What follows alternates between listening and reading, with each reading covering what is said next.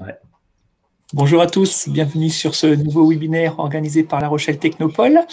Nous avons le plaisir aujourd'hui de recevoir Jean-Christophe Mélin. Bonjour Jean-Christophe. Bonjour, merci de m'accueillir. Je vous en prie, c'est nous qui sommes ravis puisque vous allez nous présenter comment, ou en tout cas ce qu'il faudrait faire pour sortir grandi de cette période de crise. Hein. Déjà, on est déconfiné. Vous avez remarqué, il y a un nouveau décor derrière moi. C'est normal. Je suis au bureau, donc à la Technopole à La Rochelle. N'hésitez pas à venir nous voir en direct. Et puis, tout de suite, c'est Jean-Christophe qui va nous parler de notre capacité que nous avons tous, mais qu'il faut travailler pour grandir et sortir de ce type de période avec plus de choses. Donc, ce qu'on appelle la résilience. N'hésitez pas à utiliser bien sûr le chat que vous connaissez pour poser vos questions. Jean-Christophe y répondra en fin de présentation. C'est Isabelle qui se permettra de les reprendre. Voilà, donc bon chat à tous, bon webinaire, et puis Jean-Christophe, c'est à toi. Eh ben, merci. Donc, ce qu'on va faire, c'est qu'on va présenter un petit peu, comme on disait, le déroulé. C'est-à-dire là, le but, ça va être assez dense, parce que ça se fait pas du jour au lendemain de résilier. C'est de partager vraiment 20 ans d'expérience sur le sujet au travers des entreprises pour savoir comment résilier, parce que c'est un mot qui est quand même grandement à la mode en ce moment et il est quand même temps de le clarifier pour pouvoir l'utiliser correctement. Et l'idée, c'est de partager tout ça. Je vous rassure, Isabelle a mis en lien un article que j'ai écrit sur le sujet qui est quand même beaucoup plus complet avec tous les détails de tous les outils qu'on va parler. Comme ça, vous pourrez vraiment avoir beaucoup plus de réponses et approfondir tout ça, sachant que évidemment, je suis joignable par la suite. Et donc, on va parler un petit peu de tout ça. Et on va se garder une foire aux questions de minimum un quart d'heure où Isabelle fera le best-of des questions les plus récurrentes. Donc, utilisez les commentaires pour vraiment qu'on repère les questions. Et je resterai même encore un peu après pour les questions subsidiaires. Donc, voilà. Donc, bienvenue à ce séminaire. Hein. On va attaquer. L'idée, c'est le menu. Vous voyez, c'est de se dire, on va déjà se dire, résilier, c'est quoi? C'est pourquoi faire. C'est aussi de dire pourquoi c'est pas facile. On va aussi parler du cerveau qui est bête comme ses biais. C'est un jeu de mots, on va expliquer un petit peu après. Et surtout de travailler 7 leviers qui vont aider la résilience. Donc la résilience personnelle, mais surtout professionnelle et celle des entreprises. Et comme on disait, d'avoir une foire aux questions. Donc l'idée, c'est de se dire, voilà, qui je suis pour un petit peu vous parler aujourd'hui. C'est, pour faire court, j'ai eu 3 grandes vies. Hein. Je commence à pas être jeune, hein, j'ai plus de 50 ans. J'ai eu 3 vies. J'ai été sportif pro dans les FMX, donc en gros le motocross. Ça m'a donné une notion du management qui était quand même assez particulière. Après, j'ai été marin-pompier en sous-marin nucléaire, donc encore une fois une autre forme du management. Et actuellement, ce qu'on a vécu, le confinement, j'ai bien connu. Sachant aussi que ce qui peut peut-être plus vous intéresser, c'est que depuis 15 ans, je redresse des entreprises en difficulté. Et le but, c'est par l'humain de réussir à trouver des leviers pour refaire décoller l'entreprise. Et cette forme de management est très, très axée sur la résilience. Et en ce moment, j'ai remarqué que beaucoup de gens m'appelaient et avaient besoin de ça, mais que beaucoup de gens se faisaient aussi des fausses idées de la résilience. D'où l'intérêt de cet article et surtout de ce webinaire pour un peu clarifier et vous aider. Et donc après, à titre personnel, la résilience, je la connais assez bien. Déjà, en tant que pompier, j'ai malheureusement été confronté à des morts violentes. J'ai été confronté aussi, même en entreprise, à des suicides. Et j'ai une vie assez chargée avec des accidents de vie, ne serait-ce que de cancer, paraplégie. J'ai connu des choses comme ça. Donc la résilience, c'est un sujet que je pratique depuis maintenant bien plus de 20 ans et professionnellement depuis plus de 10 ans. Et pourquoi? Pour ça qu'il y a un point d'interrogation, c'est que je me suis rendu compte que c'est un sujet qui est très, très utile dans mon entreprise. L'entreprise est encore plus amenée à avoir besoin de résilience que le personnel et surtout, elle est mieux armée parce qu'il y a 2 grandes résiliences, la résilience indépendante et la résilience collective. Il y en a plein d'autres formes, mais le fait d'être en collectif dans une entreprise, par exemple, vous vous donnez plus de leviers. On le verra tout à l'heure, un levier qui est le tuteur de résilience et vous avez plus de chances de vous en sortir à plusieurs que seul. Donc, c'est un grand intérêt déjà pour le monde de l'entreprise. Et pour ceux qui s'intéressent depuis quelques années au monde de l'entreprise, vous avez certainement remarqué que toutes les entreprises qui durent depuis 10, 20 ans, 30 ans, 50 ans, 100 ans, elles ont toutes forcément traversé des crises. Et c'est souvent lors de cette crise qu'elles ont créé leur identité. Vous pouvez connaître sur la France, par exemple, la biscuiterie BN, vous pouvez connaître PSA, Guy de Graine pour ceux qui prennent le TGV et qui sont un peu plus anciens, se souvenaient qu'ils étaient très connus pour leurs plats. Bah, quand vous allez dans un TGV, toutes les parties inox des TGV sont faites par Guy de Graine. C'est au moment où il devait fermer, bah, ils ont eu un seul choix, c'est de rebondir, et de rebondir par résilience. Et ils ont eu l'idée de se diversifier, et donc ils ont créé à la fois des outils chirurgicaux. Donc la majorité des outils chirurgicaux en France, Calpel, etc., sont fabriqués par Guy de Graine. Et dans les TGV, tout ce qui est inox, entre autres la lunette DVC, est faite par Guy de Graine. Donc ça change un petit peu, mais vous voyez, c'est de la résilience. Pour les plus geeks, il y a évidemment Deezer, il y a Apple, il y a Microsoft. Et plus près de chez vous, on en parlait avec Isabelle il n'y a pas longtemps, les glaces Angelis, là, qui sont à fond couverte près de Saintes, qui ont quand même beaucoup de rebonds et qui sont vraiment une belle preuve de résilience. Donc voilà pourquoi ce sujet, je voulais l'amener, parce que c'est utile pour les entreprises. Mais surtout, il faut faire un petit peu le tri, parce qu'il y a beaucoup de bêtises de dites là-dessus. C'est un mot à la mode, donc le but, c'est de clarifier ça aujourd'hui. D'où le menu que je vous ai présenté. Première bonne nouvelle, c'est que la résilience, ce n'est pas une histoire de super-héros. Souvent, on a l'impression que la résilience est réservée à des personnes qui ont des pouvoirs extraordinaires, qui sont vraiment très fortes. Eux, ils en sont capables, pas moi. C'est aussi pas forcément réservé aux personnes qui doivent échapper à la mort, ou comme Philippe Croison, que je connais très bien, qui a été amputé des 4 membres, qui est d'ailleurs pas très loin de La Rochelle. Enfin, moi je dis ça, j'habite 7, c'est pour ça qu'il est plus près de vous que de moi. Et la bonne nouvelle, c'est que voilà, c'est pas quelque chose de super-héros. Donc traduction, et ça c'est vraiment quelque chose à retenir, on est tous et toutes résilients. C'est vraiment la première chose à savoir. Donc l'idée, c'est vraiment par rapport à ça de se dire je peux le faire. Et on peut être très résilient sur un sujet et pas du tout sur un autre. Donc c'est-à-dire qu'on peut avoir échappé à la mort et d'un seul coup avoir du mal avec une rupture sentimentale. Pour revenir par exemple à Philippe Croison, que j'ai rencontré plusieurs fois, j'ai fait un mémoire avec son aide sur le sujet. C'est une personne qui, quand il a vraiment craqué, quand il a vraiment commencé à se dire j'ai plus ma place sur Terre, c'était beaucoup plus dû au monde du travail ou à des choses sentimentales qu'au fait d'avoir eu 4 membres en moins. Donc, ça vous donne un petit peu quand même la notion de la résilience, de se dire qu'on est résilient sur tout, c'est la bonne nouvelle. On l'est tous, on l'est toutes, mais par contre, c'est pas parce qu'on l'est un jour sur un sujet qu'on le sera une deuxième fois, ou c'est pas parce qu'on est résilient sur des choses très dures qu'on le sera sur des choses plus faciles. Donc, n'idéalisez pas les résilients. Vous l'êtes tous, toutes. Je pense qu'il y a des choses que vous avez, vous êtes plus d'une cinquantaine aujourd'hui, où vous avez déjà résilié, et je serais probablement incapable de le faire. Donc, et vous verrez que c'est justement un lieu de résilience d'être capable de réinterpréter ça. Donc, voilà, encore une fois, bonne nouvelle, vous pouvez tous et toutes résilier. Donc, la question, c'est de se dire qu'est-ce que c'est la résilience. Souvent, l'image qu'on voit, c'est ça, un petit peu. C'est un arbre, quelque chose qui est fort, qui résiste. C'est pas mal. Mais ce qui m'embête, c'est qu'effectivement, même si l'arbre traverse les tempêtes, il ne ressort pas plus fort de ces tempêtes. Donc, en gros, c'est de se dire, ce serait mieux qu'il n'y ait juste pas de tempête. Donc, si c'est résilier, c'est résister. C'est souvent un petit peu l'amalgame qui est fait. Ouais, c'est bien, il faut résister, mais ça n'a pas grand intérêt. C'est-à-dire que la tempête, elle va quand même vous ralentir. Souvent, ce qu'on peut imaginer, s'il y a une tempête, on le voit, si vous allez sur les côtes, vous avez plus l'image de cet arbre-là, même si l'image n'est pas de La Rochelle. C'est que vous avez un arbre qui, effectivement, va être tortueux, va être assez petit, mais va avoir résisté. C'est une bonne chose, mais c'est résister. Ce qui nous intéresse aujourd'hui, c'est résilier. Donc, cette image de résistance, ce n'est pas de la résilience. Ça n'a pas grand intérêt. On voit un avantage de l'arbre, si on revient sur le monde de l'entreprise, c'est que là, l'arbre, il s'est développé où rien d'autre s'est développé, en tout cas pas d'autres arbres. Donc, pour vous, dans l'entreprise, si vous arrivez à résister à une crise, ça va vous donner un avantage concurrentiel. C'est génial. C'est déjà un peu mieux, vous voyez. On a résisté, mais on trouve un avantage concurrentiel. Bon, par contre, on se rend compte que on est un peu petit quand même. Ce n'est pas non plus l'idéal, c'est quand même contraignant. Et quand on connaît un peu les fables, on sait aussi que le roseau, c'est un peu mieux que l'arbre. L'arbre, il peut quand même, au bout d'un moment, finir par casser, alors que le roseau va plier. Donc, on se dit, il y a moyen de faire mieux. Faire mieux, pour comprendre la résilience, j'essaye d'avoir des images très simples, vous voyez, c'est déjà de voir l'élastique, vous voyez, sur la gauche de l'écran. C'est qu'un élastique, là, vous aurez beau lui mettre toute l'énergie que vous voulez pour essayer de le tordre, etc., de malaxer, vous vous rendrez compte qu'il est fait pour même. Il va rester là.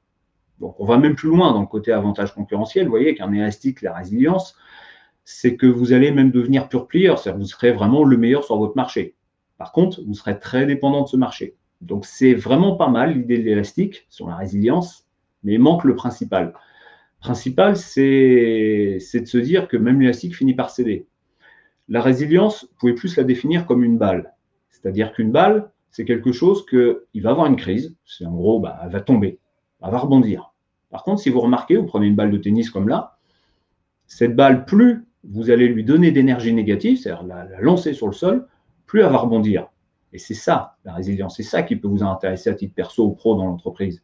C'est que vous pourrez vraiment rebondir. C'est vraiment cette notion qu'il faut comprendre, c'est le rebond et de transformer l'énergie négative que vous avez contre vous avec la crise en énergie positive.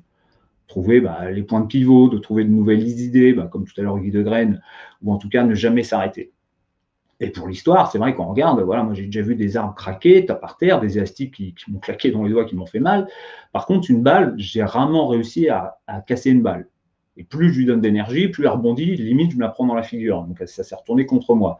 Donc c'est vraiment ça l'idée de la résilience. C'est de retenez simplement, voilà, je ne vais pas vous faire une définition physique, etc., d'où ça vient, parce que c'est quand même assez complexe. Retenez simplement ça. C'est une balle qui transforme l'énergie négative en énergie positive. Et ça peut vous intéresser dans la vie perso et dans la vie pro, forcément. Donc, on a souvent cette image-là avec la petite plante, vous voyez, qui se développe. C'est l'image souvent qu'on entend de la résilience, d'être capable de se développer dans un environnement qui est toxique. Donc, on revient bien sur cette idée d'avantage concurrentiel, mais retenez plus la balle, c'est bien mieux, parce que la plante, elle est toute seule, mais elle est quand même fragile. L'idée, c'est vraiment de réussir à transformer ça. Donc, derrière, on va vraiment voir ce qui nous empêche de le faire, chez soi, chez les autres, et surtout des leviers pour s'en sortir. Donc, la première question, c'est de se dire, OK, j'ai compris ce que c'est la résilience, mais bon, j'en ai déjà entendu parler, j'ai déjà essayé. Pourquoi c'est pas facile? Par expérience, tout bêtement, vous n'avez rien demandé. Vous prenez une claque dans la figure. Là, ce qui nous arrive tous en ce moment, on n'a rien demandé. Donc ça, déjà, c'est très dur. Il faut l'accepter. Et la première chose, encore une fois, par expérience, d'avoir travaillé sur le sujet, d'avoir interviewé plusieurs centaines de résilients pro, perso, individuels, collectifs, en entreprise, forte résilience, faible résilience, le point commun, il est là. C'est que derrière, il faut se méfier de son meilleur ennemi. C'est-à-dire que vous ne pouvez pas vous mettre en mouvement si déjà vous ne connaissez pas vos ennemis. Et vos ennemis, votre premier ennemi, votre meilleur ennemi, comme je dis souvent, c'est vous-même. C'est votre cerveau. C'est votre cerveau, comme je le dis souvent, il est bête comme ses biais.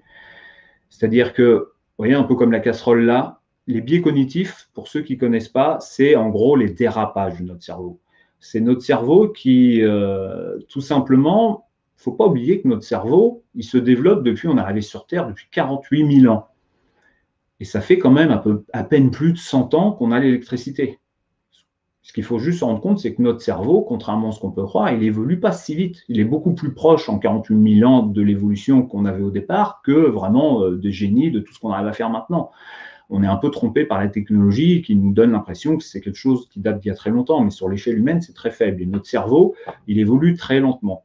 Donc, il est toujours fait sur son mécanisme d'autodéfense, on va dire, de préhistorique, qui fait qu'il est bâti sur les réflexes de peur et de protection.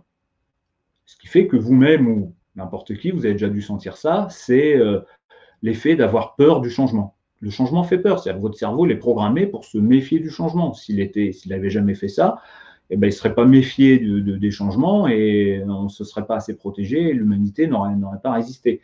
Il faut vraiment se rendre compte, si vous vous intéressez à ça, vous recherchez les biais cognitifs. Donc, c'est tous les dérapages de notre cerveau. Et clairement, quand vous regardez ça, il y en a plus d'une cinquantaine.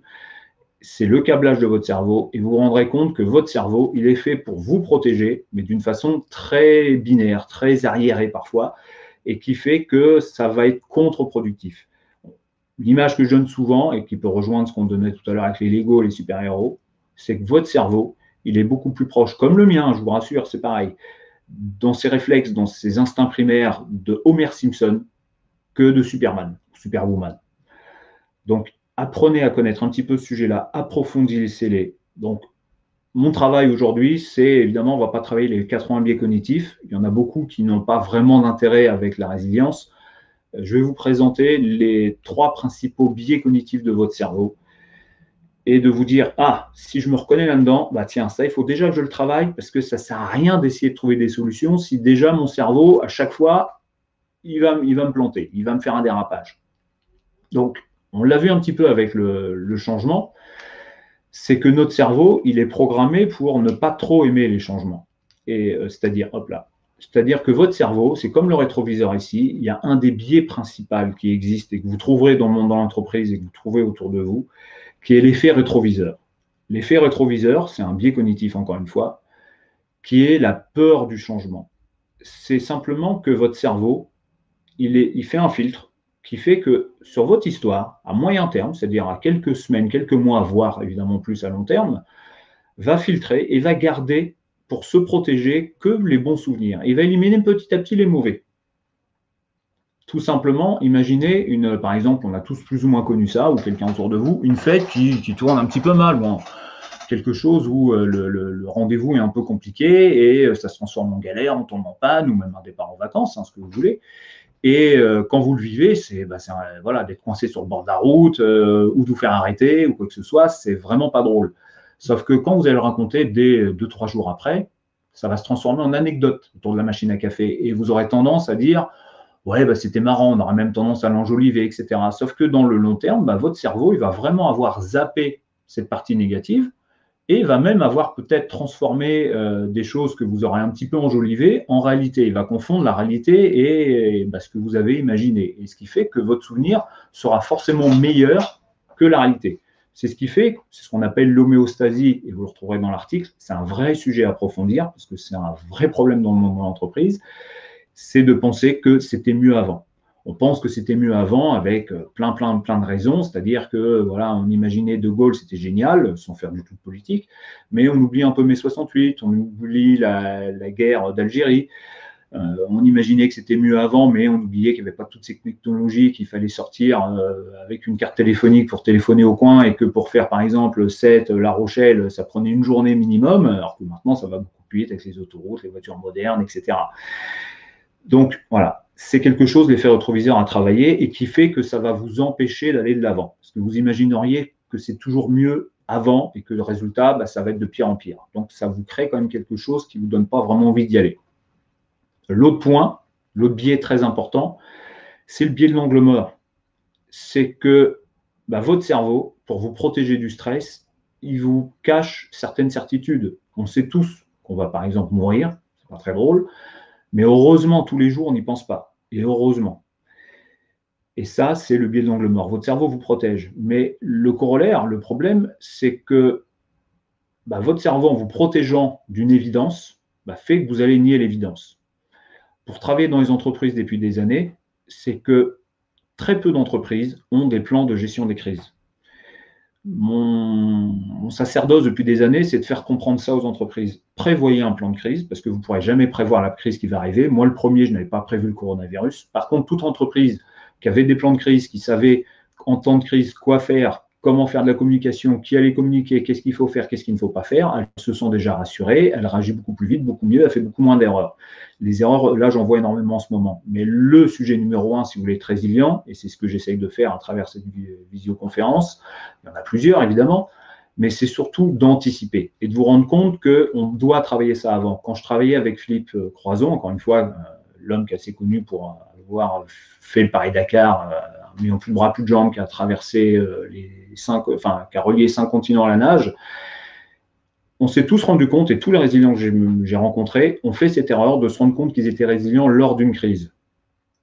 Et l'idée, aujourd'hui, c'est de se dire, faisons pas cette erreur, on l'est tous, on a tous des leviers de résilience, essayons de les identifier, essayons d'en travailler quelques-uns, surtout pas tous, surtout pas, c'est impossible, et de se dire, voilà, au moins je serai prêt. Et c'est ça l'idée du jour, c'est anticipons. Et le problème de biais de l'angle mort, c'est qu'il vous empêche d'anticiper, parce que ça vous fait penser au négatif, ça vous fait penser en tout cas à la mort, à la crise, à l'échec, et on se dit, on verra plus tard, on l'évitera, etc. Et sauf que le jour où ça arrive, vous êtes dans la réactivité, vous savez que c'est forcément moins bon.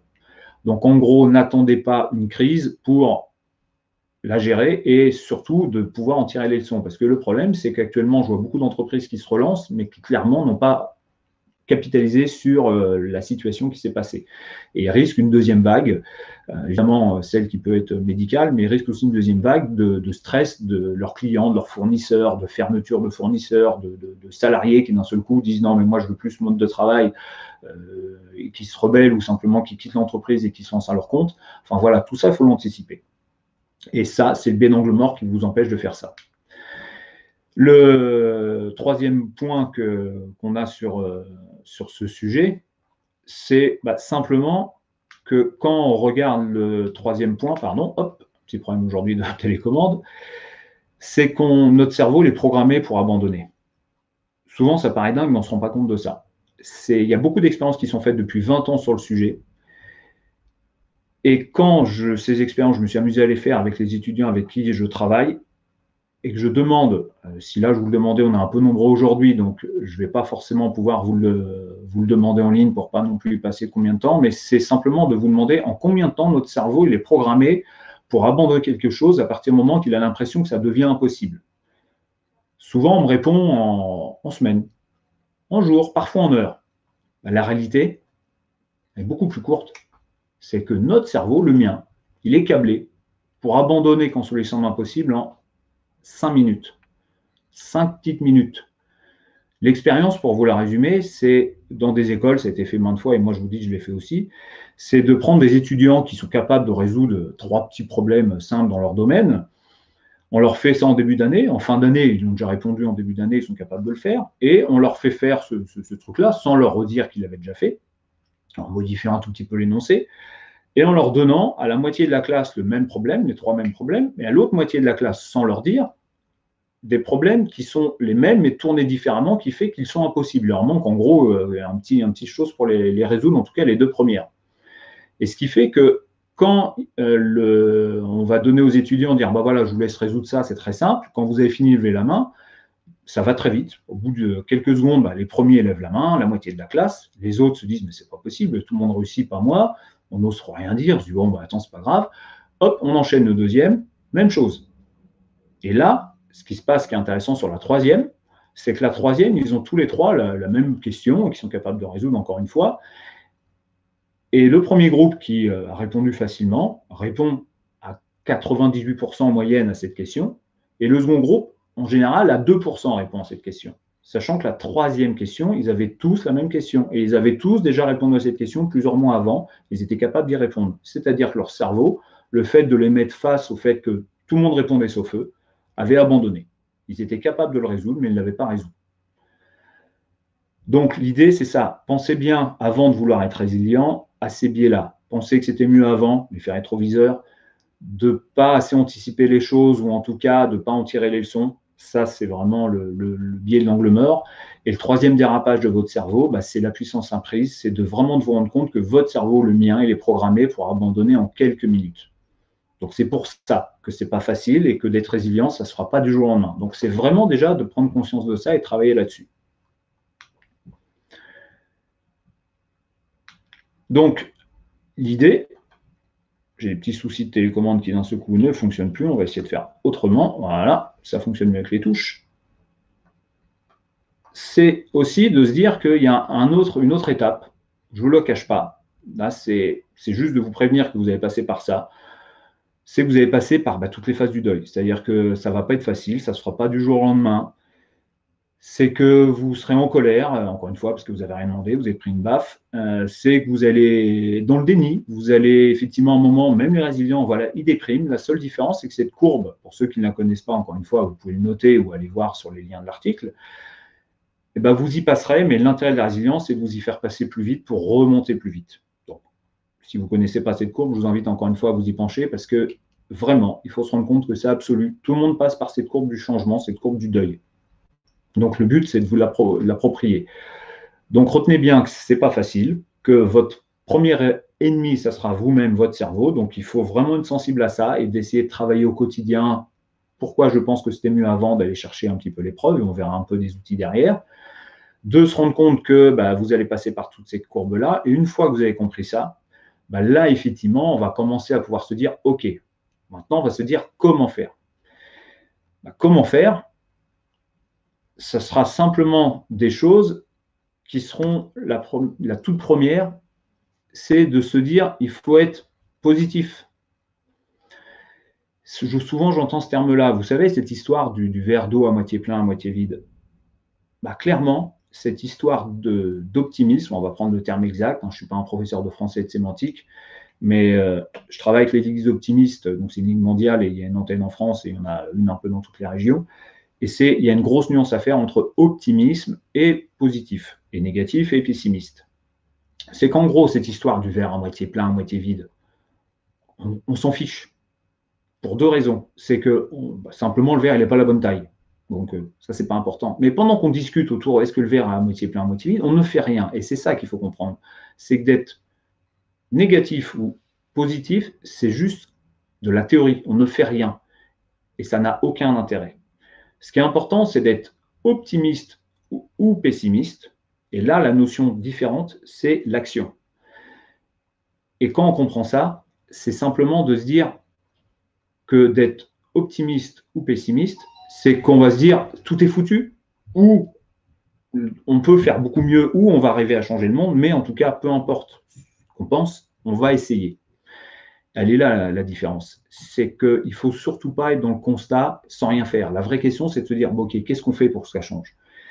Et c'est ça. L'optimiste, il va lui être persuadé qu'il peut changer les choses. Le pessimiste, il va être persuadé que les choses sont fichues, mais il va essayer malgré tout de les améliorer.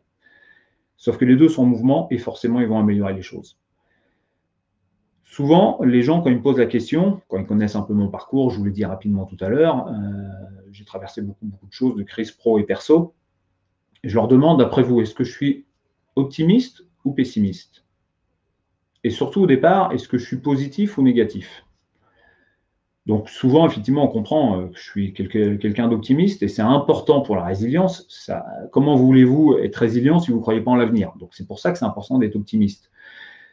Mais par contre, au départ, je suis négatif. C'est-à-dire que quand quelque chose m'arrive, je vois toujours le pire, je vois toujours le verre à moitié vide. Mais ça ne sert à rien de le voir à moitié vide. Ce qu'il faut, c'est être en action. Et souvent, le fait de me poser et de mettre les choses sur table, posément comme on le fait dans une entreprise, on se rend compte qu'il y a quand même des leviers, il y a des possibilités. Même si au fond de nous, on est persuadé que ça ne marchera pas, mais là, on passe dans l'action, donc on passe à être pessimiste. Et c'est bien mieux d'être pessimiste que d'être négatif, parce qu'on est dans l'action.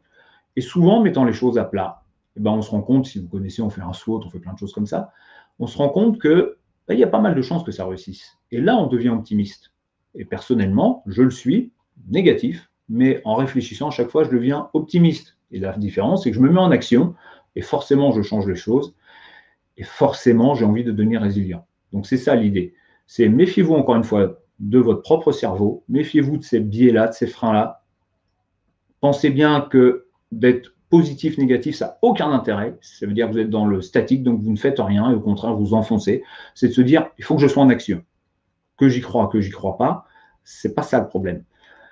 Je serai optimiste, je serai pessimiste. Mais encore une fois, il faudra simplement vous mettre en action et de vous dire, c'est pas une histoire de monde des bisounours. Parce que souvent, le monde des bisounours, c'est ceux qui sont négatifs. C'est une façon de se dire, ouais, ben, moi, en fin de compte, je me mets pas en action et je te dis que c'est le monde des bisounours, donc j'y crois pas. Ça, c'est le discours des négatifs. Donc, voilà. Travaillez là-dessus. Il y a plein de choses, encore une fois, dans l'article. Le monde va beaucoup mieux qu'on peut le penser, etc. Mais il faut croire en l'avenir. Si vous ne croyez pas en l'avenir autour de vous, de la planète, de vous-même, des entreprises, du monde du travail, ça va être beaucoup plus compliqué de résilier. Donc, travaillez bien ça, c'est important. Vous voyez, on avance petit à petit, on n'est pas encore sur les leviers de résilience, mais c'est vraiment de se dire, ça va être dur, il faut lever ses freins, il faut comprendre ce qui va me bloquer, et il faut croire en certaines choses, entre autres le fait d'être optimiste, et c'est surtout encore une histoire de mouvement, comme la balle. Vous voyez, ce qui nous intéresse, c'est que l'arbre il est plutôt statique, la balle est en mouvement, et d'être optimiste ou pessimiste, c'est le mouvement. Donc, c'est vraiment ça l'intérêt. Donc là, on arrive un petit peu plus dans le pratique. Avant d'arriver dans le pratique, je vais vous parler quand même de 4 points à appliquer qui, si vous ne les appliquez pas, vous empêcheront de vraiment travailler au levier de résilience. Et encore une fois, ça, c'est la synthèse de plusieurs centaines d'interviews et d'études de résilience, et entre autres pour moi, d'avoir travaillé avec plus de 70 entreprises à les redresser et de voir un petit peu que ça fonctionne à chaque fois. Le premier point, c'est ce qu'on vient de dire. le plus dur, c'est de se mettre en action. C'est le premier pas avant d'aller dans l'eau qui est bien froide. C'est d'oser faire ce premier pas. C'est après cette conférence de se dire, bon, il faut que je fasse quelque chose là tout de suite cet après-midi. Il faut que je note ça dans mon agenda parce que sinon, je vais le redécaler puis j'en ferai rien. Et au final, j'aurais eu des outils et j'en aurais rien fait. Ça va peut-être encore plus m'enfoncer parce que j'aurais l'impression que j'ai des solutions qui ne sont pas très complexes, mais je ne les applique pas. Donc, le plus dur, ça va être ça. Et repensez bien à ce qu'on disait avec cet effet de l'abandon appris, qu'on appelle aussi l'effet, le biais d'impuissance apprise, c'est qu'il ne faut surtout pas nier la vérité, même si elle est difficile, même si le monde d'avant le coronavirus ne reviendra pas, c'est comme le petit, là, c'est de ne pas se cacher la face, c'est de se dire, j'ai pas le choix, il faut y aller. Et n'oubliez pas, comme le levier de vitesse, pour ceux qui vont reprendre leur voiture aujourd'hui, très souvent, votre cerveau, il est comme le mien, il est câblé comme ça. Quand vous regardez votre levier de vitesse, la première vitesse qui apparaît, c'est la marche arrière. Votre cerveau, il est comme ça. Il est câblé qu'une marche arrière en premier. Sauf que, par contre, vous en avez besoin, vous commencez jamais votre route par la marche arrière. Vous passez la première. Faites pareil. Votre cerveau, il est câblé. Ne passez pas la marche arrière, passez la première. Et justement, c'est ce qui nous amène à l'autre point derrière, c'est de se dire que le monde, il n'est pas si simple que ça. On arrive souvent sur une équation toute simple quand on est dans les discussions avec les personnes. C'est si j'étais à la place du gouvernement, si j'étais à la place de l'entreprise, si j'étais à la place du patron, j'aurais fait ci, j'aurais fait ça. Et il vous donne des choses qui semblent assez innées. Mais méfiez-vous. La vie n'est pas si simple que ça. Là, je vous ai mis une banane à côté pour un exemple très simple, qui est un peu en dehors du monde de l'entreprise, mais qui peut parler à tout le monde. C'est que souvent, quand je randonne, je vois des personnes qui vont jeter une peau de banane, une pomme, et qui disent, oui, mais c'est biodégradable, ça nourrit la nature, ça nourrit la terre, etc. L'équation est simple. On se dit, 1 plus 1, une banane jetée dans la nature, c'est logique, voilà, on arrive à 1 plus 1, normalement, égale 2. Sauf qu'on se rend compte, quand on réfléchit un peu, que souvent, cette équation simple, elle vous amène à une bêtise. Et dans ce cas-là, 1 plus 1 égale 3. C'est-à-dire qu'une peau de banane, pour ceux qui s'y intéressent un petit peu, selon l'environnement où c'est, sec, humide, chaud, glacial, c'est entre 6 mois et 2 ans de décomposition. Si ce chemin il est pratiqué par 50 personnes par jour, que 10% jettent une peau de banane, c'est pas beaucoup. Ça fait que quand même, le temps que la peau de banane se dégrade, il y en aura 915 au bord du chemin. Et quand on réfléchit un petit peu, on se rend compte que 915 peaux de banane au bord du chemin, c'est pas terrible. Vous voyez, l'équation n'est pas si simple que ça. Pour la petite histoire, un trognon de pomme, c'est guère mieux et en plus, ça rend malade les animaux. Donc, l'idée, c'est fuir les équations simplistes. On entend tout le temps des gens avoir des avis sur tout et ça nous amène à un autre point, c'est que l'équation de la vie, elle ressemble beaucoup plus à ça. L'équation de votre entreprise, elle ressemble beaucoup plus à ça. Et c'est le dernier point, c'est le biais de l'ignorance. C'est simplement que notre cerveau, il va juger un sujet en fonction des connaissances qu'il a. Et comme maintenant, tout le monde a des résumés très rapides sur Internet, encore pire sur les réseaux sociaux ou même simplement dans les médias, c'est que le biais d'ignorance, ils se sont rendus compte que moins on connaît un sujet, plus on donne son avis sur le sujet. Et que plus on connaît un sujet, plus on se rend compte, comme la peau de banane, que ce n'est pas si simple que ça, qu'il faut aller chercher des infos. Et que plus les gens connaissent un sujet, moins donnent leur avis. Donc le fait que les gens, à la machine à café, ou au bar, ou ailleurs, au restaurant, donnent leur avis sur plein de choses, alors que, sincèrement, prenez du recul. Très souvent, est-ce que ce sont des spécialistes du sujet? En ce moment, on entend beaucoup de gens vous donner des avis sur la médecine, sur les épidémies, même sur la politique, etc. Déjà, d'essayer de gouverner sa propre famille, on le voit bien quand on est confiné à 3-4 dans la maison, c'est pas simple. Gouverner une ville, c'est encore plus compliqué. Une région, un département, un pays, c'est encore plus complexe. Donc, l'équation n'est jamais si simple que ça. Donc, méfiez-vous des équations trop simples et des gens qui vous donnent des avis sur tout, surtout s'ils ne sont pas des experts dans ce domaine-là. Donc, pourquoi je vous parle de ça? C'est que ces choses-là vous amènent souvent à avoir un effet plutôt théorique et statique sur le sujet, ce qui fait que vous n'allez pas passer dans l'action, vous allez vraiment de plus en plus, parce que souvent c'est assez négatif, être persuadé que le monde ne va pas bien, etc. Ils vous donneront de moins envie d'être dans l'action, parce que vous croirez de moins en moins un avenir favorable pour vous, pour l'entreprise, pour le pays, et de ce fait-là, vous ne serez toujours pas dans la résilience. Donc c'est pour ça que je vous parle de ces sujets-là. Pour résumer, ce qu'il faut, c'est vraiment vous dire, voilà, donnez, si vous voulez être résilient, donnez-vous le droit à l'échec. Vous avez le droit à l'échec. Et surtout, voilà, plantez-vous, essayez, mais surtout, ne vous accordez pas de ne pas essayer. Et c'est ça la résilience. Essayez, plantez-vous, mais surtout, N'abandonnez pas avant d'avoir commencé.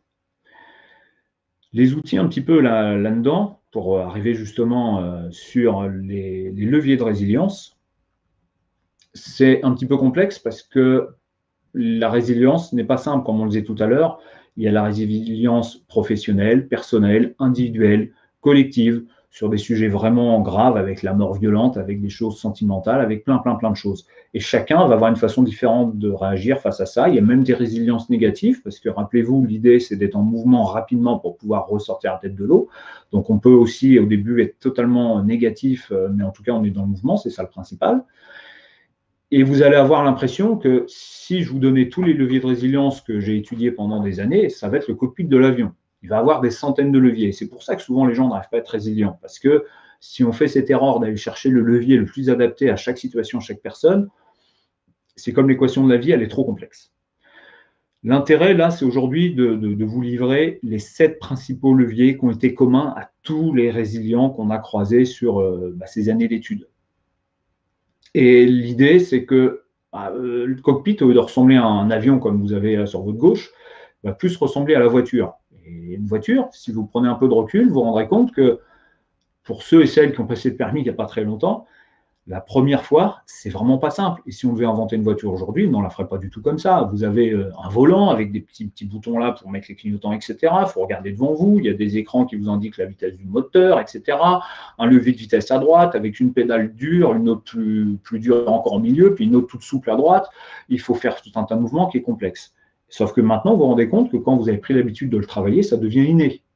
Et ça vous semble beaucoup plus évident de conduire. Et ben, c'est la même chose au niveau de la résilience. C'est que là, on va vous donner, à peu près comme sur le tableau de bord d'une voiture, 7 leviers qui fonctionnent vraiment. Et ce qu'il faut encore une fois retenir, c'est n'essayez surtout pas de les travailler tous les 7. J'espère que vous allez vous reconnaître dans 1 ou 2 leviers, voire 3. Et ben, continuez de savoir que c'est une force pour vous, continuez de les travailler.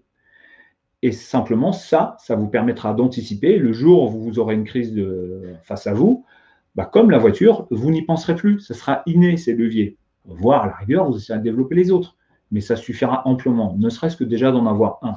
Donc, repensez encore une fois cette image de la voiture. La marche arrière, surtout pas à passer en premier. Mettez-vous dans l'action et surtout, travaillez dès aujourd'hui vos leviers en disant, tiens, ça me parle bien, je suis fort là-dessus. Ça va m'aider sur la résilience. Et prenez-en conscience. Donc, ces leviers, c'est un peu ce que vous attendiez. Les 2 premiers, vous les avez. Celui que vous avez sur votre gauche, là, comme l'arbre, c'est ce qu'on appelle les tuteurs de résilience. Celui-ci, il est vraiment fondamental parce que c'est compliqué de résilier sans ça. Tuteur de résilience, c'est comme le tuteur d'une plante. C'est des personnes, une structure, des amis, de la famille, de l'entreprise, un collègue, un patron, un prof, qui va pouvoir vous soutenir dans la difficulté. Que vous savez, peu importe ce que vous avez traversé, cette personne sera là. Quand vous avez conscience que cette personne existe, ça va vraiment vous aider. Si par contre, il n'y a vraiment pas ça, ça va être beaucoup plus compliqué.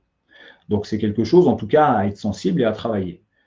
Et je vous préviens, les tuteurs de résilience, c'est comme la plante. Elle n'a pas conscience qu'il y a un tuteur à côté. Et le tuteur, il n'a pas conscience qu'il est forcément le tuteur d'une plante. Ça va l'aider à pousser plus droit, mais parfois par la contrainte. Parce que le tuteur, il tient la plante quand même. Et un tuteur de résilience, il n'aura pas forcément conscience qu'il vous aide. Il vous dira souvent ce que vous devez entendre et pas ce que vous avez envie. Donc, parfois, ça piquera un peu.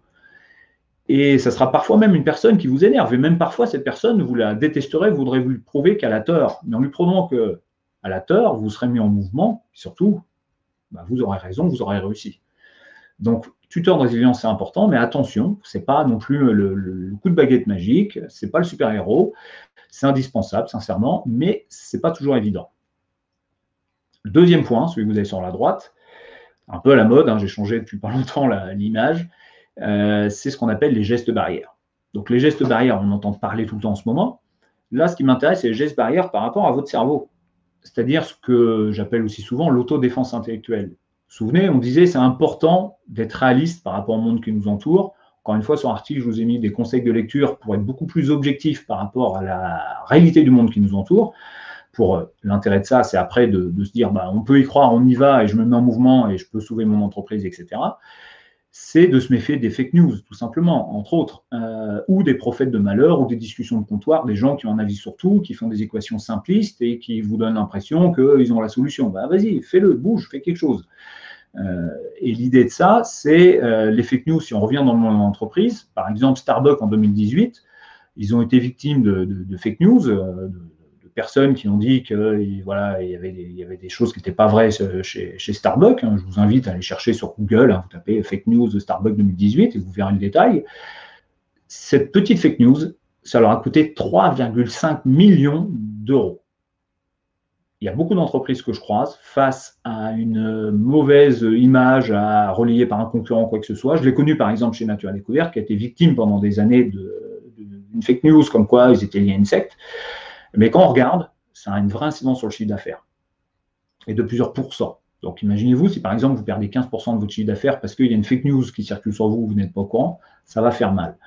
Donc ça, dans le monde de l'entreprise, c'est important, mais par rapport à vous, encore une fois, c'est de vous protéger. C'est-à-dire qu'on a tellement d'infos actuellement qui sont très souvent quand même plutôt, encore une fois, dans le constat et pas forcément dans l'action, et qui sont plutôt négatives, bah, ça ne va pas vous donner envie de bouger. Donc c'est vraiment un des facteurs clés des résilients. Ils ont souvent des tuteurs de résilience auprès d'eux. Et deuxième point, bah, ce sont des personnes qui ont un sacré filtre, qui ont des gestes barrières et qui se protègent un petit peu de tout ce qui peut être dit autour d'eux.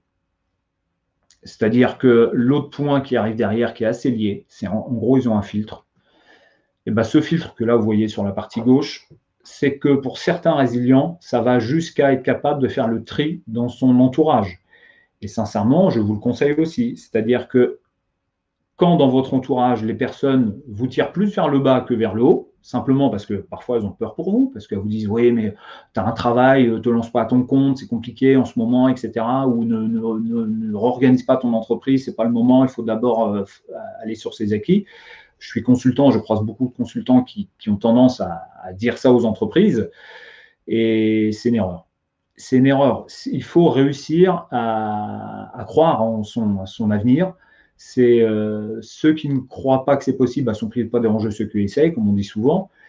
Et ce filtre-là, c'est même au niveau du personnel, c'est parfois d'être capable, en essayant de convaincre la personne, de lui faire comprendre que ça nous fait de la peine, que ça nous fait du mal, que ça nous freine. Si vraiment on voit que ça ne fonctionne pas, c'est de mettre des distances, voire de rompre les relations. Et c'est une capacité qu'ont beaucoup plus les résilients que les autres personnes. Et sincèrement, par expérience, ça les aide beaucoup. Parce qu'encore une fois, ça les empêche ce côté négatif qui a tendance à les immobiliser.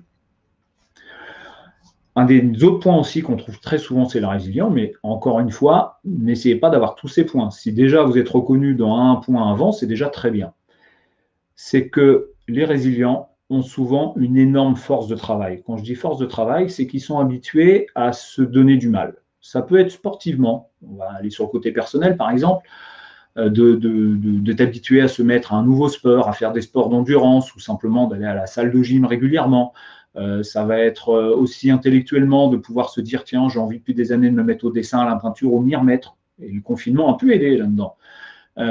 Ou d'apprendre une nouvelle langue, mais toujours quelque chose d'un peu contraignant, c'est-à-dire où c'est facile d'abandonner, de se dire ah, aujourd'hui il fait mauvais, je ne vais pas aller faire du vélo, ou aujourd'hui il fait un peu froid, je n'ai pas envie de nager, ou je suis un peu malade. L'idée de ça, c'est que vous entraînez votre esprit à ne pas abandonner au premier obstacle. Et ça, c'est très, très, très utile quand on est face à une crise. Donc, ça passe par plein de façons de faire. Ça peut être aussi bien sportif qu'intellectuel, avec l'apprentissage d'une nouvelle langue ou, comme on disait, l'art, la peinture, le dessin, la sculpture ou quoi que ce soit. On arrive sur les derniers points. Ce que vous pouvez aussi faire quand vous êtes résilient et vous voulez travailler votre résilience, c'est que la résilience, c'est souvent un peu vécu, la crise en tout cas, comme une honte. Parce que mon entreprise, elle va couler, je ne suis pas si fort que ça, les autres, ils y arrivent, pas moi. Comme dans la classe, vous avez l'impression que tous vos collègues à la Technopole que vous croisez, enfin, quand je parle collègue, je parle en tant qu'entrepreneur, eux, ils surmontent mieux la crise que vous. Donc, vous êtes comme dans la classe, vous avez l'impression que tout le monde lève la main, pas vous, et là, ça vous donne envie d'abandonner. Donc, repensez-y. Et l'idée de ça, c'est simplement que quand je vois aussi des personnes qui sont victimes de trauma, qui ont été victimes d'agressions violentes, victimes, ils ont vu un suicide, ils ont vu un accident de la route très grave, ils ont été victimes de violences sexuelles, etc., même de maladies, comme je disais tout à l'heure, cancer, leucémie, etc., ils ont tendance à avoir honte.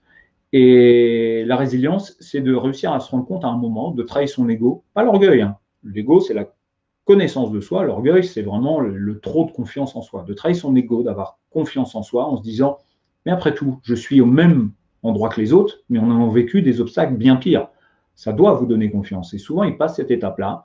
Et ensuite, ils se disent, mais après tout, mon histoire a peut aider d'autres personnes. Et je vais essayer d'en faire quelque chose. Et je vais essayer de transférer cette histoire aux autres. Et d'un seul coup, on donne un autre sens à son histoire, même si elle est traumatisante. Et vous croiserez beaucoup de résilients qui font des conférences sur le sujet.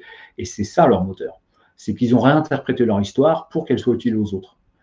Donc, voilà, ça aussi, c'est un levier de résilience, de réinterpréter ce qui vous arrive pour vous dire, ben voilà, moi, j'arrive à survivre, ou même si ça plante mon entreprise, qu'est-ce que j'en apprends pour mieux rebondir la prochaine fois. Donc, c'est ce qu'on appelle souvent relire la grande histoire, relire son histoire et en tirer une grande histoire.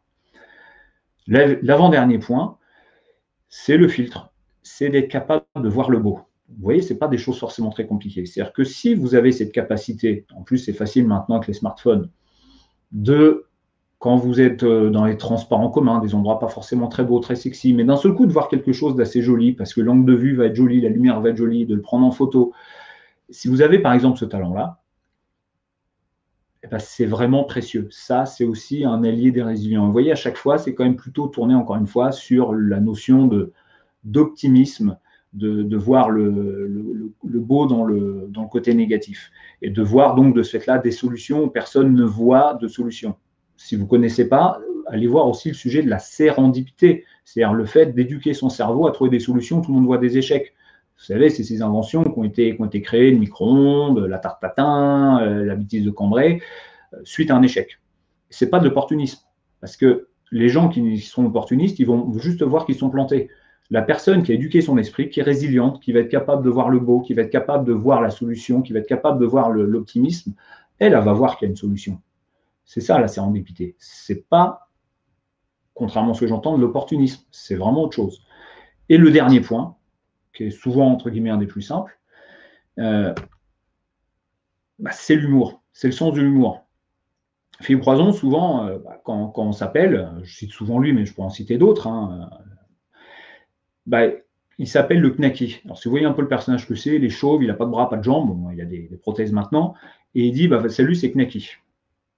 Il a une force, et lui, c'est vraiment son facteur numéro 1 de résilience, c'est l'humour. Donc, si vous avez un sens de l'humour, si vous aimez regarder des vidéos d'humour, etc., continuez, parce que ça vous aide. Vous voyez, l'idée, elle est là. C'est 7 facteurs qui ne sont pas forcément très complexes. C'est d'essayer de savoir lequel, pour vous, est le plus adapté. N'essayez surtout pas de développer les autres. Continuez sur votre force.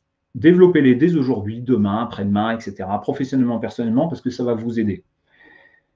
Et par exemple, sur l'humour, moi, j'aime bien l'humour, mais sincèrement, ce n'est pas autant que d'autres ma force. Donc voilà, ce n'est pas mon levier, moi j'en ai d'autres.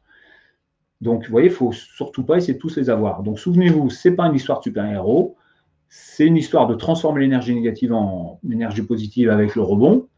C'est surtout de comprendre ce que c'est d'être optimiste ou pessimiste, mais en tout cas d'être en mouvement. C'est de se méfier de son propre cerveau, des biais cognitifs et évidemment de ceux des autres, et de se dire, tiens, qu'est-ce que j'ai qui m'aide, moi, dans les facteurs de résilience? J'ai déjà cette force-là, donc j'ai conscience de ça, donc ça va m'aider déjà à vous aider de l'avant, parce que je me rends compte que je suis résilient ou résiliente.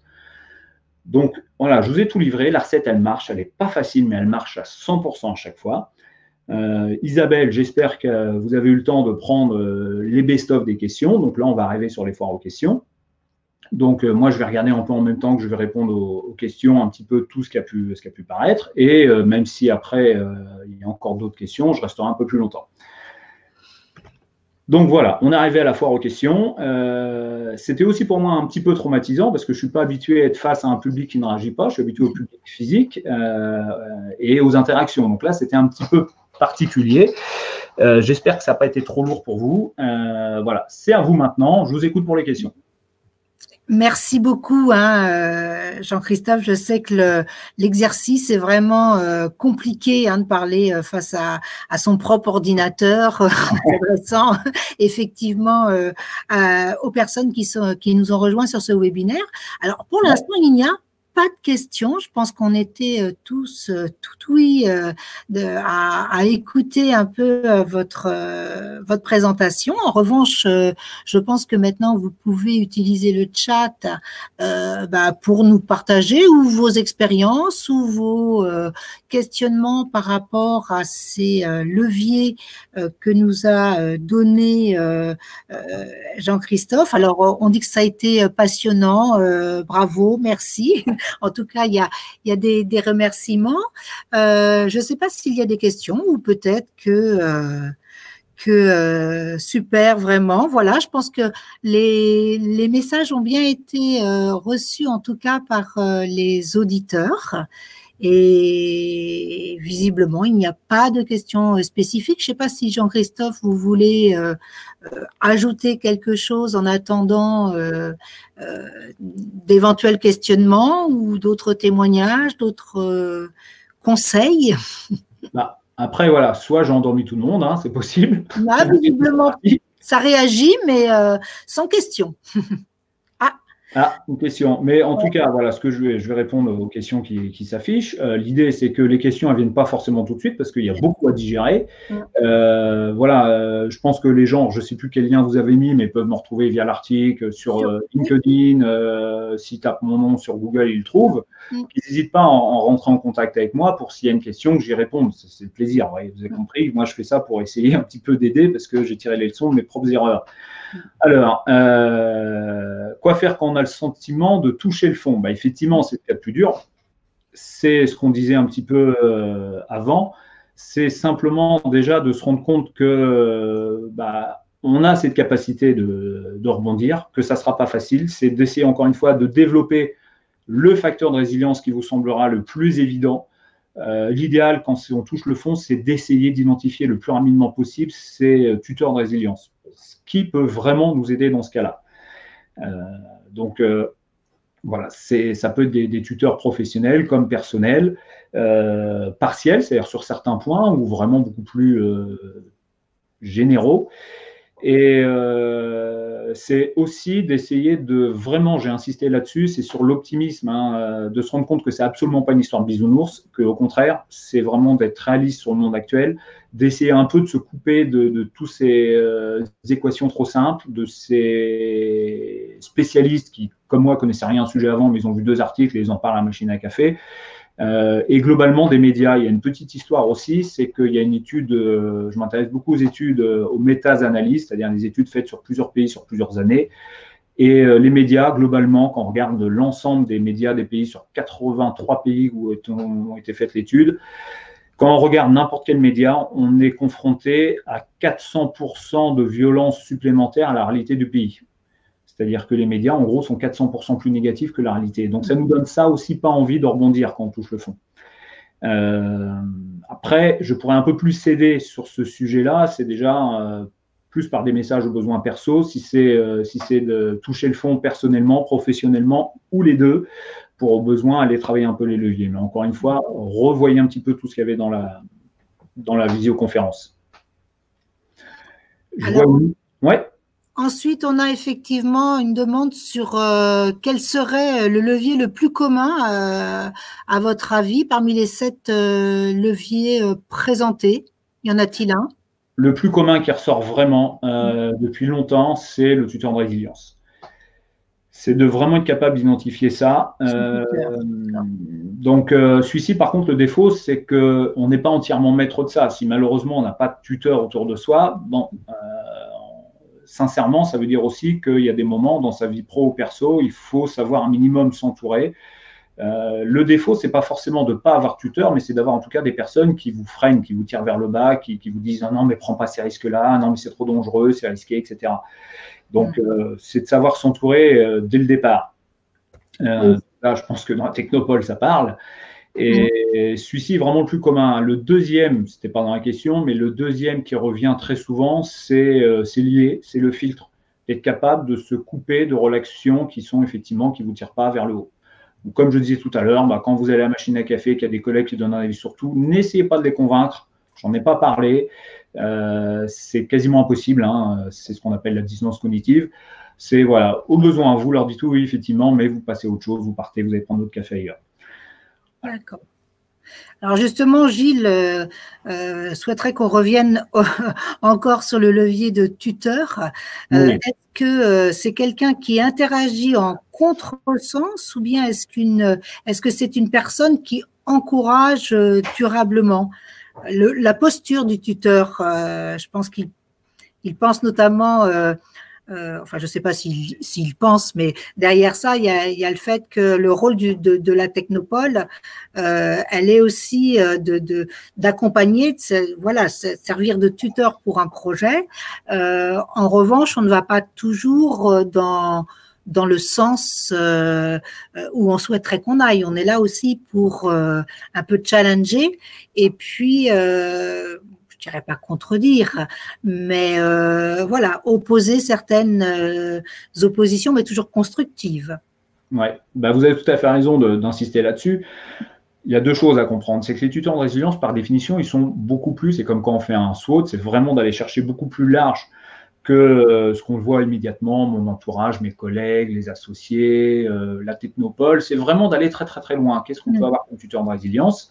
Il y en a beaucoup plus qu'on le croit en général, mais surtout, c'est de se dire que ces tuteurs de résilience, souvent, ils sont eux-mêmes inconscients. Donc là, vous êtes dans le cas particulier de la technopole où c'est quelque chose de conscient. Mais ils sont très souvent inconscients. Donc, qui dit tuteur de résilience inconscient, ça veut dire des gens qui n'en ont pas conscience, qui ne sont pas formés. Et c'est pour ça que j'ai dit tout à l'heure, ça pique. Ça pique parce que, et c'est l'intérêt du tuteur de résilience, et là, je rejoins la technopole, où moi, le métier, je suis surtout consultant et aussi formateur. Et notre rôle, c'est de dire aux gens ce qu'ils doivent entendre et pas ce qu'ils ont envie d'entendre. Et que même, comme j'ai donné dans l'exemple tout à l'heure, s'ils se disent technopole, ils n'ont rien compris, etc., je vais leur prouver qu'ils ont tort. Et tant mieux, ça veut dire qu'on est en mouvement, ça veut dire qu'on est en train d'essayer. Par contre, il y a un moment, on va peut-être se dire, ah ouais, quand même, je travaille avec des incubateurs régulièrement et pour moi, le rôle d'un incubateur, c'est de prévenir une personne en amont, en gros, pour X raisons, le projet, il est très sympathique. Et je travaille par exemple Montpellier, souvent on l'oublie, mais Montpellier, c'est au niveau de l'intelligence artificielle, elle est devant la Silicon Valley. C'est le deuxième incubateur de start-up dans ce domaine-là au monde. Et le rôle d'un incubateur dans ces domaines-là, c'est qu'il y a plein de projets qui sont super sexy, etc., mais ils ne sont pas adaptés au marché à ce moment-là, où il manque des choses, où les personnes ne sont pas prêtes, il manque des compétences, il manque justement plein de choses. Et de dire aux personnes, non, dans l'état actuel des choses, si vous vous lancez, vous allez vous planter. Ce n'est pas à l'entendre, mais il vaut mieux l'entendre avant qu'après. Il y a besoin de réagir, adapter, faire ce que vous connaissez le point de pivot, ou, dans le pire des cas, que l'entreprise veuille vous montrer que vous avez tort. Mais l'idée est vraiment là. Donc, n'hésitez pas, entre guillemets, à faire ça. Et l'idée aussi, c'est de rester dans l'esprit maïeutique, c'est-à-dire de ne pas faire à la place des autres. Mais de faire. Voilà. Oui, ça, c'est important, effectivement. Alors, on a aussi Thibaut qui nous dit que le contexte est souvent très compétitif et du coup nous emmène forcément à nous comparer les uns avec les autres et par moments, par manque de confiance, à abandonner par le fait de certains biais certainement, qui se fait dire bon, de toute façon ils sont plus forts que moi, donc totalement raison, Thibaut. C'est ce qu'on disait. Là, on est parfaitement dans le biais, qui est effectivement le biais de l'impuissance apprise ou de l'abandon appris, comme dans la classe, vous voyez. Moi, j'ai eu plein de métiers, effectivement. J'étais aussi président des associations de commerçants sur plusieurs villes à une époque. Et ce qui était marrant quand on faisait le tour des commerces, ou même là, quand je le fais dans les incubateurs de start-up, c'est que quand vous arrivez, par exemple, le lundi et que vous décidez d'aller voir les personnes sur un côté un peu négatif en disant « Ah ouais, mais en ce moment, c'est dur, les personnes, etc. Enfin, c'est la crise. » Et les gens ont tous tendance à vous dire « Ah ouais, effectivement, on a du mal en ce moment. » Et si vous amusez 2, 3 jours, 5 jours après à aller voir les mêmes personnes en disant « Ah ouais, ce mois-ci, ça marche bien », les mêmes personnes vont vous dire que ça marche bien. Et on est confronté à ça. On se compare aux autres et les autres ont toujours tendance à aller dans le sens où ils sont toujours dans la page. Si rien ne va, effectivement, rien ne va. Et si tout va bien, tout va bien. Et on sait que les gens ont toujours tendance à essayer de faire plus envie que pitié dans le monde de l'entreprise. Donc, ils ont tendance un petit peu à enjoliver, dire que ça va bien, alors qu'en réalité, ils vont peut-être fermer dans 2 mois. Et vous voyez ça, comme dans la classe, tout le monde qui arrive sauf vous, ça ne vous donne pas envie d'y aller. Donc, c'est pour ça que ce biais est important. Il faut apprendre à le combattre. D'accord. Alors justement, Martine nous demande quel serait le rituel simple par jour à conseiller pour ceux qui sont négatifs chroniques. Bah déjà, le terme là est très bon, c'est négatif. C'est de se dire, bon, ce qui est important, on s'en fiche, le verre moitié plein, moitié vide, c'est de se dire, il faut être dans l'action. C'est qu'est-ce que je fais? C'est même amusez-vous près de vos amis ou quoi que ce soit, quand les personnes vous disent des choses, bon, t'as fait quoi pour que ça change? Bah, vous verrez que là, vous ferez un blanc. Et c'est ça qui vous intéresse. Si vous êtes négatif, dites-vous, bon, ok, je m'en fous d'être positif, négatif, optimiste, pessimiste. C'est qu'est-ce que je fais pour essayer que ça change, d'améliorer les choses, de sensibiliser les gens dans le pire des cas pour leur dire, vous allez dans le mur, même si on est vraiment pessimiste. Et le fait d'être dans l'action, ça va changer énormément de choses. Et le levier de la résilience qui va le plus aider dans ce cas-là, c'est les gestes barrières, l'autodéfense intellectuelle. Donc, c'est Martine, je crois qu'elle a effectivement posé cette question. C'est aller voir dans l'article le lien que je mets avec, il y a des Américains, il y en a plein qui ont écrit là-dessus, mais un des livres français les plus connus, c'est, je suis sûr qu'il n'est pas loin, tiens. Il n'est pas loin. De Jacques Lecomte, il faut mieux que vous pensez. Parce que c'est de l'autodéfense intellectuelle, il vous donne des leviers pour analyser les choses. En gros, allez tout le temps vérifier les sources. C'est-à-dire que si, par exemple, vous êtes persuadé quelque chose, je ne sais pas, sur la pollution, sur quoi que ce soit, cherchez sur Google l'inverse. Parce que si vous tapez une phrase sur Google, ça va orienter sa réponse. C'est ce qu'on appelle le syndrome du signe noir. C'est-à-dire que si vous, pendant des millénaires, les orientaux ont été persuadés que tous les signes étaient noirs et nous, on était persuadés qu'ils étaient blancs parce qu'on n'avait jamais cherché l'inverse. Et dans la vie, c'est que quand vous êtes persuadé, je vous invite, là, ça va piquer un peu, c'est à vous pencher, par exemple, sur l'évolution des prix.